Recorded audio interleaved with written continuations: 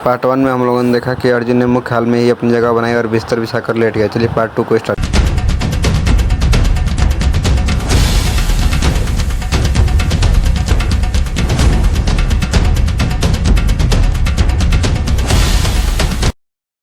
रात गहराती जा रही थी और हवाओं की शिकारियां हवेली के खंडहरों में गूंजने लगीं। अर्जुन ने कुछ अजीब आवाज़ सुनी, मानो कोई धीरे धीरे चल रहा हो। उसने इसे अपना भ्रम समझा और आंखें बंद कर ली, लेकिन आवाज़ तेज होने लगी। अचानक दरवाजे के बाहर से खरोंचने की आवाज़ आई। अर्जुन चौंक गया और उठकर दरवाज़ा खोलने के लिए बढ़ा, लेकिन उसे गांव वालों की चेतावनी याद आ गई। उसने खुद को रोक लिया। आवाज़ें तेज होती जा रही थी, मानो कोई दरवाजे की दूसरी ओर खड़ा हो। कुछ देर बाद खरोंचने की आवाज़ बंद हो गई। अर्जुन ने सोचा कि अब सब ठीक है और फिर से लेट गया, लेकिन तभी उसे एक औरत की धीमी धीमी आवाज़ सुनाई दी, जो उसके कानों में सरगोशियाँ कर रही थी। आवाज़ आ रही थी, बाहर आओ, मैं तुम्हारा इंतजार कर रही हूँ।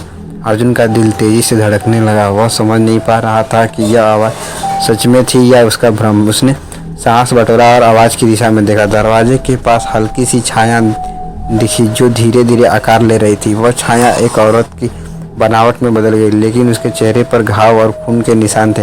उसकी आंखें गहरी काली थीं, जिनमें केवल नफरत और बदला नजर आता। अर्जुन को उस औरत का चेहरा जाने पहचाने लगा, लेकिन वह समझ नहीं पाया कि उसने उसे कब और कहां देखा। औरत धीरे धीरे अर्जुन की ओर बढ़ रही थी।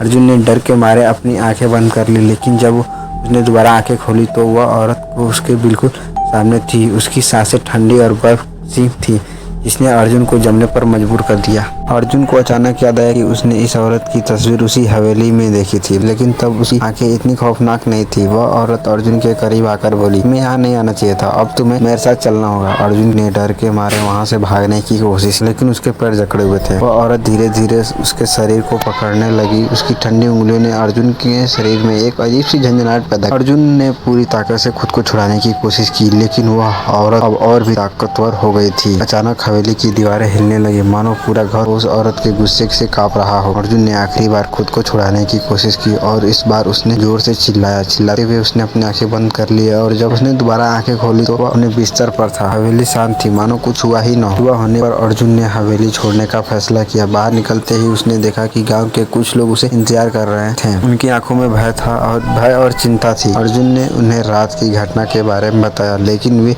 कुछ नहीं बोले।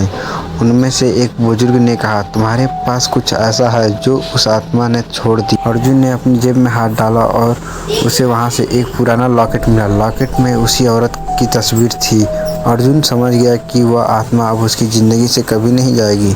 वह लॉकेट उसकी आत्मा के साथ हमेशा बंधा रहेगा और एक दिन वह फिर वापस आएगी। अर्जुन ने उस गांव को छोड़ दिया, लेकिन वह खौफनाक रात उसकी ज़िंदगी के हमेशा के लिए एक स्याह परछाई बन गई। वीडियो अच्छी लगी हो तो वीडियो को लाइक करें और चैनल पर नहीं हो तो चैनल को सब्सक्राइब कर लें, ताकि जो भी हम ऐसी भूतिया कहानी अपलोड करें सबसे पहले